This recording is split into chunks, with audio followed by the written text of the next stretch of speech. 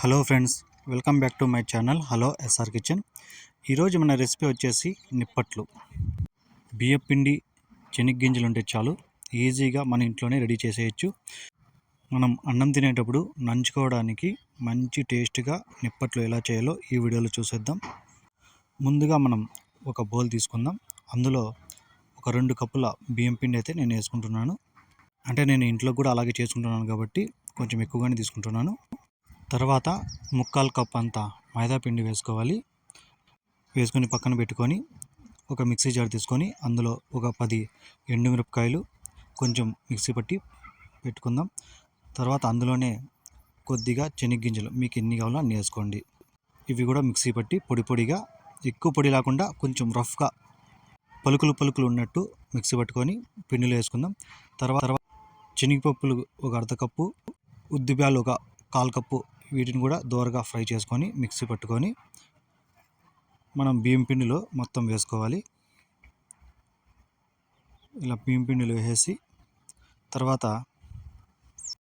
ఒక 2-3 రెమ్మలు కరివేపాకు వేసుకుందాం. ఈ కరివేపాకు వల్ల మంచి టేస్ట్, అలాగే మంచి స్మెల్ని ఇస్తుంది ఈ నిప్పట్లు. అలాగే కొద్దిగా సాల్టు, ఒక చిటికెడు సోడా పొడి, ఒక 1/2 స్పూన్ అంత జీలకర్ర, మొత్తం ఇవన్నీ వేసుకొని బాగా కలుపుకోవాలి. ఈ పిండిలోకి అన్నీ కలిసేలాగా బాగా కలుపుకుందాం. మీ కరివేపాకు కొంచెం పెద్దగా అనిపిస్తే ఇవి మళ్ళీ కట్ చేసుకొని చిన్న ముక్కలుగా వేసుకోవచ్చు. నేనైతే నాకు పెద్దగా అనిపించింది కాబట్టి మళ్ళీ కట్ చేసి వేసుకున్నాను. తర్వాత అదే పిండిలోకి ఒక 2 స్పూన్ల ఆయిల్ వేసుకొని మొత్తం ఈ ఆయిల్ అంతా బాగా పట్టేలాగా మొత్తం ఒకసారి కలుపుకుందాం. ఇదంతా కలుపుకున్న తర్వాత కొద్దిగా వాటర్ వేసుకుంటూ కలుపుకోవాలి.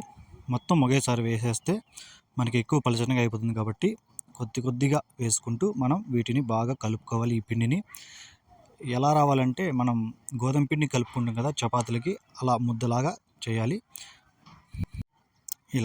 ఇలా ముద్దులాగా వస్తే చాలు. ఎక్కువ పలచగా వద్దు, ఎక్కువ గట్టిగా వద్దు.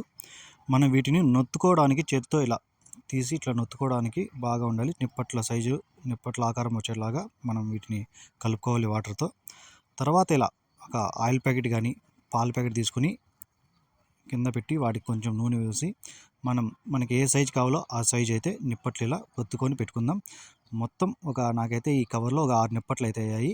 మొత్తం 6 నిప్పట్లు అయిన తర్వాత ఒకసారి నొక్కొని ఈ నిప్పట్లు పక్కన పెట్టుకుందాం.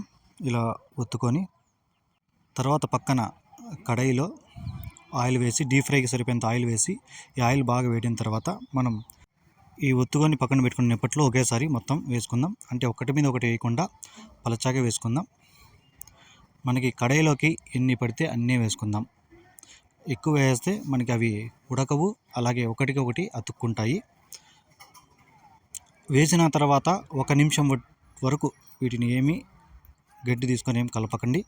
1 నిమిషం తర్వాత రోల్ చేసుకోండి. అంటే కిందికి పైకి అలా రోల్ చేసుకుందాం. కింద అంతా కొంచెం మనకి ఫ్రై అయిపోయింది కాబట్టి కొంచెం కింది నుంచి పైకి అలా తిప్పుకుంటే సరిపోతుంది. ఇలా నిప్పట్లు బ్రౌన్ కలర్ వచ్చేంత వరకు మనం వీటిని ఫ్రై చేసుకోవాలి. మళ్ళీ ఎక్కువ కాలిపోతే మాడి వాసన వచ్చేస్తుంది, అలాగే చేదు కూడా వచ్చేస్తాయి కాబట్టి ఎక్కువ మనం ఏం బయలు చేయని అవసరం లేదు. గోల్డ్ కలర్ వచ్చేస్తే చాలు, మనకి నిప్పట్లు అయితే రెడీ అయిపోయినట్టే.